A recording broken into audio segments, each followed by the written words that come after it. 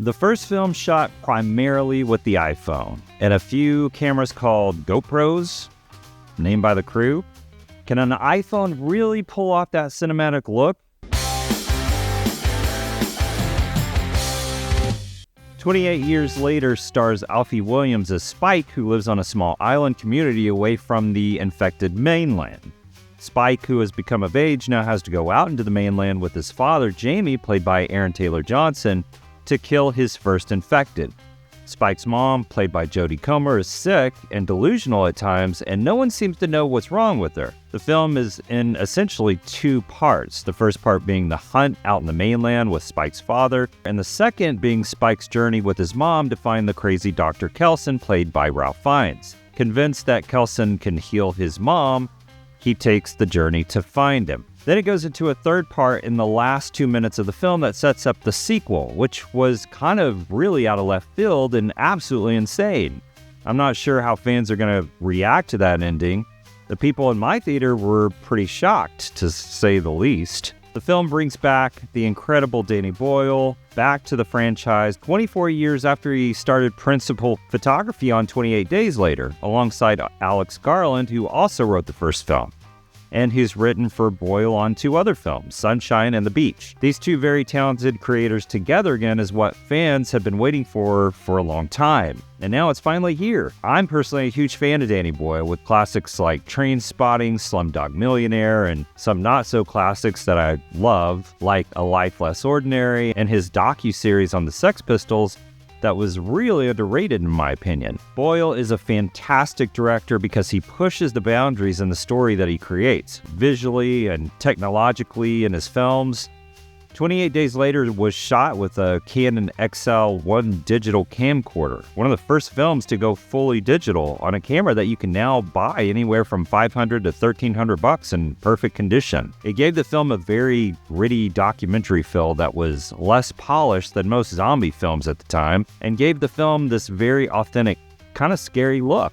That film also invented the running zombie that most zombie films and TV shows utilize now, instead of the slow-moving zombies that you see in films like Night of the Living Dead. Alex Garland came up with the idea of the running zombie when he was playing Resident Evil on PlayStation one night and realized that the slow-walking zombies in the game would be much scarier if they were running at you at full force. The cinematography in this film is pretty wild compared to the first in the franchise because, again, it was shot primarily with the iPhone 15 Pro Max, rigged with cinema cameras, and shockingly, it looks better than the original. There are some scenes that you can absolutely tell that it's an iPhone, but some you would never notice if you didn't know. Shot in the Blackmagic app, like this one that I have on my phone, gave them more control in camera than they would if they just used the phone software. There are some scenes where it's noticeably blurry, like they were shooting from a distance with a very long lens, or they cropped into the frame way too much, but for the most part, the look works for this type of film. During the action scenes, they rigged 20 iPhones together in a half-circular pattern to create what they called a poor man's bullet time look, sort of like The Matrix, but much choppier and more chaotic.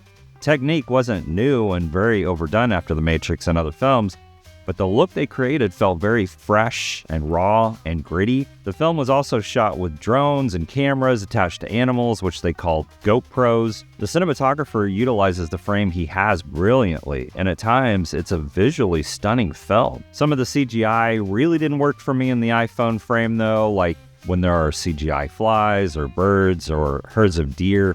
But the CGI scenes were pretty few, with the film relying on mostly old-school practical effects that look absolutely incredible. The film's editing is what you'd expect from a Danny Boyle film, and at the same time, it was unexpected. Lots of fast cuts back and forth from the main characters to insert shots of archers from the old Henry V film, or a shot of what looks like infrared shots of the infected attacking a deer, or old, what I think was World War II footage. Very chaotic, very strange, but purposeful and beautiful at the same time. Is very raw and artistic. The use of Rudyard Kipling's poem Boots, read by Taylor Holmes in 1915, that is in the trailer, is pretty haunting in the trailer, and they include the poem in an intense scene in the first half of the film that works even better.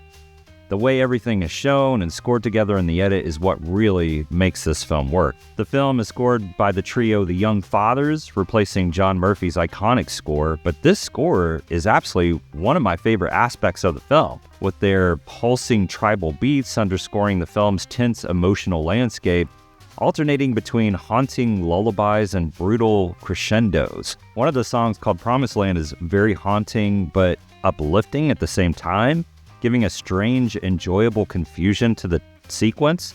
The score is one of the most creative and best that I've heard in a film in a very long time. The film is actually supposed to be part of a trilogy, with each part having different meanings. The first being about the nature of family, the second film, the nature of evil, and the third, the nature of redemption. So we actually have a ways to go in this franchise.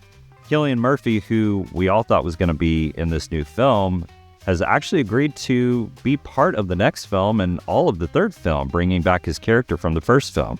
28 years later is, I think, sort of a setup for the next two films. It has some zombie elements to it, but not as much as you would think. I think there's a deeper story here that they're trying to focus on and set up for, sort of like what Robert Kirkland did with The Walking Dead. In that series of graphic novels and the show, the story isn't really about the dead, but the living. The title The Walking Dead is actually referring to the living and not the actual zombies. And this is what this film is doing, I think. It's giving you more of a story than a gory horror film.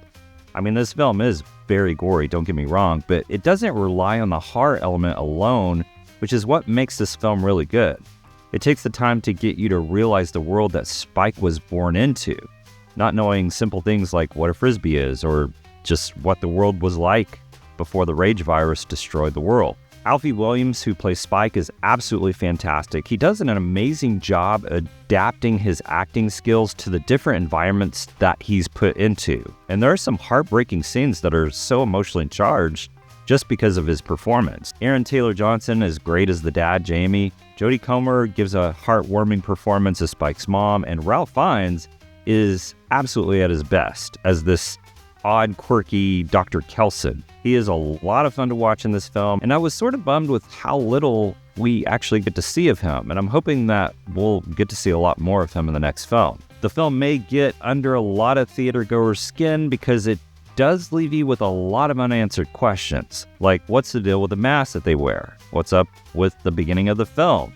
What was that all about? And what is with that insane parkour scene with the dudes in tracksuits? But to me, that's sort of the fun of the whole thing, the unanswered questions. I usually don't enjoy when everything is finally explained to me. The mystery of not knowing is the fun of it all, making up your own theories and talking about them with your friends. Once everything's explained, you're pretty let down, like the series finale of Lost.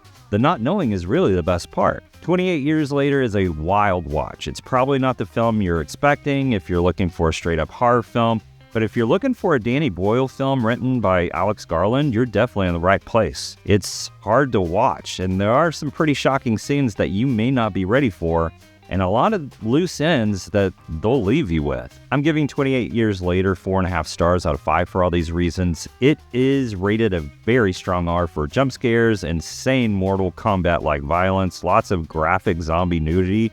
I mean, after 28 years, zombies aren't going to have clothes. Let's be real. It's all CGI nudity, though. So let me know what you thought of 28 Years Later. Was it what you expected, or were you looking for more of a traditional horror movie? You have to admit, though, this movie wasn't lazy. Boyle and Garland went 100 miles an hour on this one. Like and subscribe for all the latest movie reviews hitting theaters, and remember, don't wait till it streams. Let's go to the theater and let's see it together.